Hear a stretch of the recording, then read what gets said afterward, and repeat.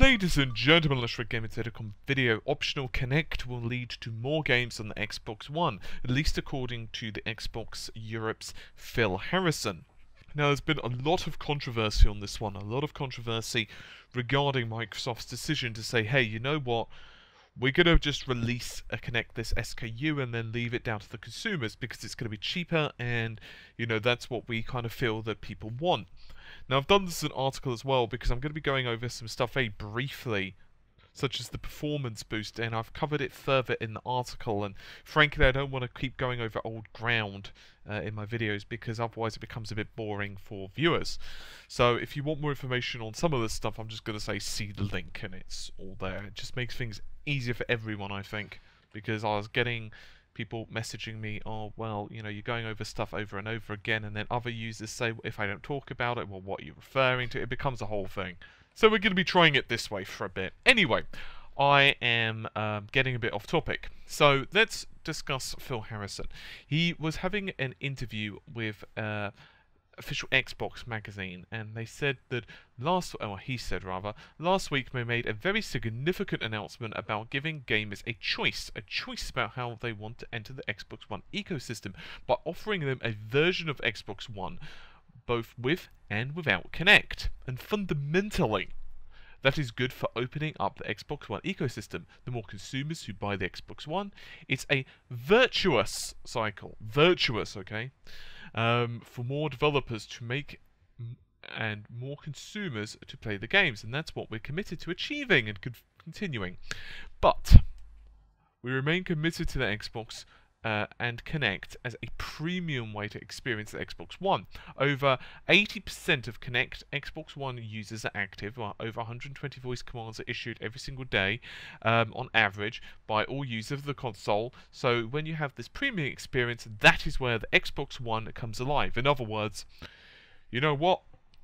You could buy this base system, but once again, insisting that the Kinect is the real way to enjoy and experience and have fun with the system. Now, there's a couple of points to this, and I've heard a lot of conflicting opinions, and I've not offered some opinions on the pricing, which some people have, and I personally don't think it's fair to. Because I've heard some people say, well, the Xbox One is going to be released at same price as the PS4 without Kinect. It's going to be $349, but you can get the Kinect version with Titanfall for $389. What's the point? And here's the thing: we don't know what the bundles are going to be like. We don't know if retailers are going to offer any extra, well, discounts, really. So it's just kind of a moot point to discuss. But personally, if as a quick aside, I think that if it is only like, for example, £30-ish between the Kinect and no Kinect, I don't think that's enough off, in my personal opinion. But let's move on to the eco side of things first.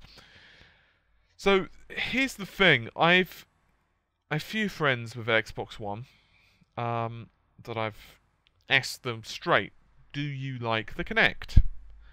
And they've all said pretty much the same thing. It's okay. You know, I've actually got one friend who's not even connected the Xbox One's Kinect 2 to the system. It's literally still in the box. And I questioned them on that. I said, well, you know, why? Why do that? You know, at least try the bloody thing out, right? It's like, he said, you know, it just doesn't interest me. I'm not interested in voice commands. I bought the system for the games. I have no interest in any of the multimedia stuff. I don't care about recording videos on it. I don't care about watching live TV on it. I don't care about Skype. And he went through this whole list of stuff, right? And after I woke myself up from the coma of lists that he wasn't really interested in, it pretty much come down to, look, he said for the basic navigation, for the basic stuff he wants to do, that joypad's fine, and he just can't be bothered to hook the system up. He said it just doesn't suit him. Now, I don't necessarily agree that that's the right way to go. I think you should at least try it. I mean, you've bloody well paid for it, so you should at least try it, in my personal opinion. But hey, I'm not going to put a gun to his head and say, you know what, you need to do this. If he doesn't want to do it, fine. And unfortunately, for Microsoft anyway, that's how a lot of people have felt. They just said, well, I'm only interested in games. That's it, bottom line. Nothing else interests me. And like it or not, for the users who are only interested in the games, they're losing sales to the PlayStation 4. It's as simple as. It's a black and white answer. Let's ignore the whole resolution gate thing, which is a big thing, but I don't want to bring it into this particular video, although it does kind of move into the whole fact that Microsoft, now they're making Kinect somewhat optional for developers. In other words, you know, they don't always have to have that reserve. There's going to be that 10% extra, which is going to be available for games developers, theoretically. If you want more information on that, it's in the link. But the big thing is from the other perspective. I own an Xbox One. I love Kinect.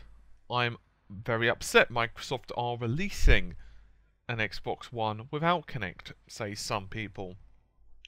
Well, it's a very hard fine line for Microsoft, and I imagine they didn't just wake up one day and say, hey, you know what, this is what we want to do. But the bottom line is, they don't want to be in the same situation as Nintendo. And that's not to say that Nintendo are kind of blameless with the Wii U. They've done a lot of things to screw up, right? Certainly Microsoft screwed up a lot to begin with. So did Sony on different things, but beside the point. But both Microsoft and Sony, for the most part, have fixed a lot of stuff now. Microsoft fixed, for example, the online, always online DRM. They fixed the requirement to always require Kinect. The whole requiring gold to watch, for example, Netflix, which in my opinion was a load of rubbish. It was a silly decision, but they're fixing that. But even so, releasing the Xbox One without Kinect is basically removing an advantage that the PlayStation 4 has. In other words, the price. Sony could reduce the price. I'm not saying they won't. There are rumours that the PlayStation 4 is going to be released with a different model. Now, we don't know what that model is. It could be a larger hard drive, for example, 1 terabyte. It could be a complete redesign. For example, it could be a slimline. I'd be surprised if it was this early, but you never know. Or it could be something completely different. For example, something internal that we don't actually see. Maybe it's not even a shrink of the APU. Maybe it's just a slightly different motherboard layout. Or maybe it's just something like a better, I don't know, heatsink or whatever. It's hard to know. Regardless, Sony could reduce the price, in which case, obviously, Microsoft would likely have to reciprocate and do the same thing. And as I've mentioned previously, not all developers are happy about this. There's a link if you want more information on the original story, but basically speaking, a couple of developers have said, hey, you know what, we were in the middle of developing a game for Kinect. We were assured that pretty much it's going to be 1-to-1 ratio, right? So unless you bought an Xbox One, broke your Kinect and didn't buy a replacement, or you took your Xbox One's Kinect to, say, a trade-ins place and got whatever for it. I imagine they wouldn't have paid much. I don't really know, to be fair. If you had an Xbox One, you would have Kinect. Therefore, they felt that their customer base was fairly large. So what happened with Microsoft have said, actually, sorry guys, we're going to be releasing a Kinect-less SKU. Some of them literally found out when we did as customers, which I'd be pretty pissed. I've got to admit, imagine you've been slogging away on this project, particularly if you're an indie developer, never mind a AAA, but let's not discuss the AAAs because, you know, it's less personal, likely. Well, okay, it probably isn't. I mean, if you've been developing 40, 50 hours of your life per week onto a title, it's probably pretty personal by that point. But let's even focus on the indie developers who have sunk a lot of cash in developing this game, a lot of their time, a lot of their resources.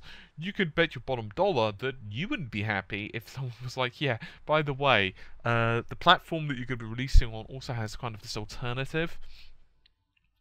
Now, you are right, Phil, and I personally believe that they made the absolutely right decision here. All I'm doing is simply pointing out that some customers aren't as happy with it as maybe what they I don't want to say should be, but I feel that Microsoft made the best decision possible. I honestly do. And this isn't really particularly super new news, right? Microsoft as a whole, the Xbox division have used this same line. It's all about the choice. And I kind of dislike the phrase choice, because when choice is employed, it generally means, well, we're going to offer you a way to be screwed. And for example, the whole DLC issues, the pre-orders, and so on. But in this case, I feel that it was the only real option for Microsoft to go forward. Time is going to tell. Apparently at E3 we're going to be seeing a lot of information regarding Kinect support, which is great if true, because I personally not that interested in Kinect, but I am interested in the Xbox One. I'm interested in Sunset Overdrive, I'm interested in the new Halo, and so on and so forth, and I want to see what is going to be in store for the platform. Anyway, that be it for this particular video, guys. Hopefully you've enjoyed it. I'll see you soon. Take care, and bye for now.